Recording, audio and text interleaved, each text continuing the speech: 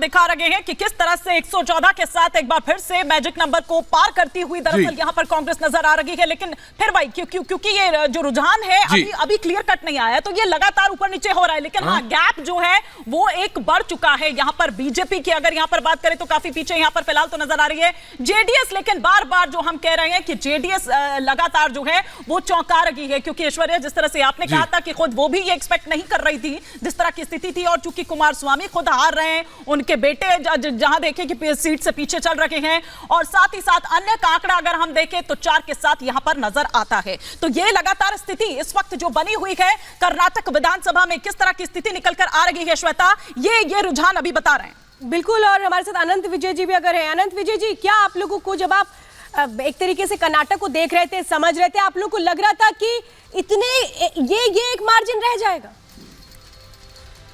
देखिए, कर्नाटक को लेकर ये संभावना तो व्यक्त आरंभ से ही की जा रही थी कि कर्नाटक में इस बार कांग्रेस की स्थिति बेहतर है। लेकिन 7 दिनों तक 22 रैली करने के बाद जब नरेंद्र मोदी वहां लगातार रुके तो लोगों को लगने लगा कि शायद खेल में कुछ परिवर्तन हो सकता है, और हो सकता है कि भारतीय जनता पार्टी चुनाव में मतलब खेल में आमने सामने के मुकाबले में आ जाए।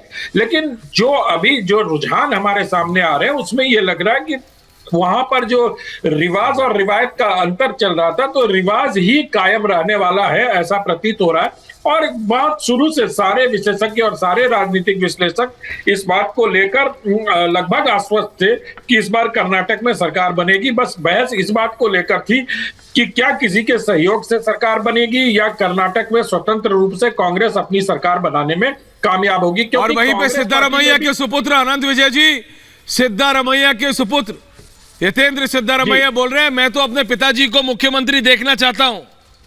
तो अब जब ये क्लियर हो गया है अजय जी कि कांग्रेस उस मार्जिन के पास है या कांग्रेस सिंगल लार्जेस्ट पार्टी बन के आएगी और गवर्नर को उनको पहले बुलाना पड़ेगा, तो अब वो अंदर की शुरू हो गई। देखिए, ये तो यतेंद्र सिद्धारमैया कह रहे भाई I want to see my father as a chief minister. Politics में देखिए हर आदमी की इच्छा होती है कि सोचना चाहिए, अच्छी बात है। वो तो लालू जी ने एक बार संसद में बोला था। एक सेकंड मैं बताना नहीं पा पाते हैं, लेकिन मैं एक चीज बताना चाहता हूँ।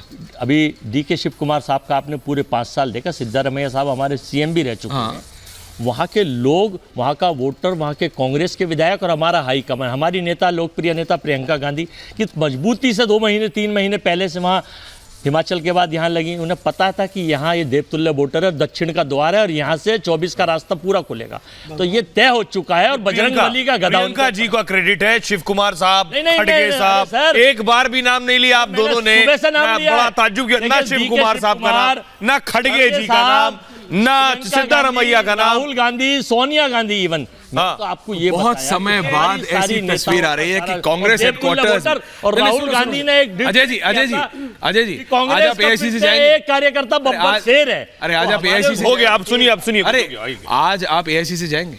बिल्कुल जाएंगे। मेरे को अभी किसी ने एक तस्वीर भेजी है, बहुत जमाने बाद ढोल नगाड़े बज रहे हैं एआईसीसी के अंदर।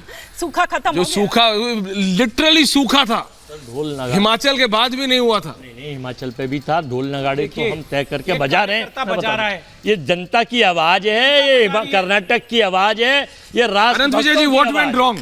अनंत विजय जी, मैं नहीं कह रहा कि ये फाइनल रिजल्ट से बड़ी ट्रेंड बताते हैं। एक बड़ी दिलचस्प बात सुनिए, अनंत जी को सुनिए, अनंत प्लीज। हाँ। मैं आपके साथ साझा कर लूं। आपने कहा कि ढोल नगाड़ों की तस्वीर आ रही है, मैंने वो तस्वीर देखी, मेरे पास भी किसी ने भेजी।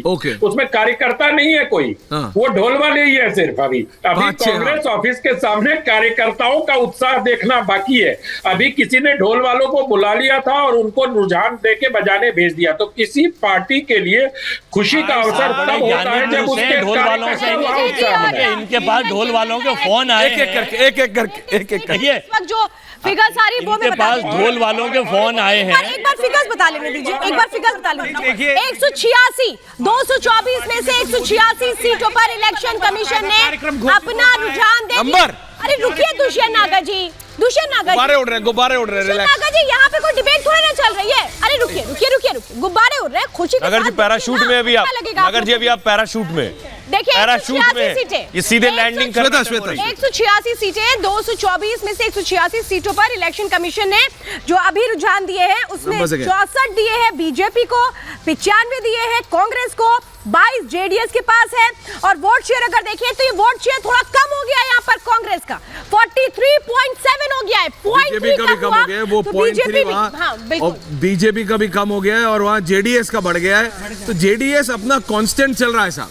अनंत विजय जी, एक और कोई नेता जुड़ रहा है, मेरे को उनका नाम बता दीजिए। अनंत विजय जी, अब मैं आ रहा हूं, लेकिन Ratnakar Tripathi ji, Shaina NC is joining us. Shaina, I am coming to you, but Ratnakar ji, मैं आपसे पूछ रहा हूं, ये जेडीएस के दोनों बड़े नेता, कुमारस्वामी हार रहे हैं, अभी ट्रेल कर रहे हैं पीछे, उनके बेटे भी ट्रेल कर रहे हैं, बट वो कांस्टेंट अपना बनाए हुए हैं, 20+ बनाए हुए हैं, और वोट शेयर उनका इंक्रीज हो रहा है, 7% से 12% पे वोट शेयर पहुंच गया।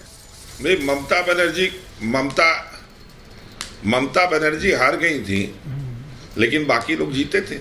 कभी कभी पूरी ताकत इस बारे में झोंक दी जाती है कि नेता को हरा दिया जाए, ताकि, और या उसको टर्मोइल में डाल दिया जाए ताकि बाकी सीटों पर प्रभाव पड़े। मैं तो पहले भी कह रहा हूं कि जो बीजेपी का वोटर है वो बीजेपी से नाराज है, अब वो कांग्रेस को निश्चित शिफ्ट करेगा। आज मैं कह रहा हूं, अभी आप जब फाइनल, और इसी पे आपको और अनंत विजय जी का कंप्लीट डिफरेंस ऑफ ओपिनियन बोली है, उतनी बातें सच होंगी। हाँ, आप देखिएगा, पूरा आप देखिएगा। ऑडियो खोलिए अनंत जी। वोट शेयर बढ़ना, आप जो कह रहे, जैसे मैंने सिंपल कहा था कि क्या ये लोग मानते हैं। क्या कह रहे हैं अनंत जी?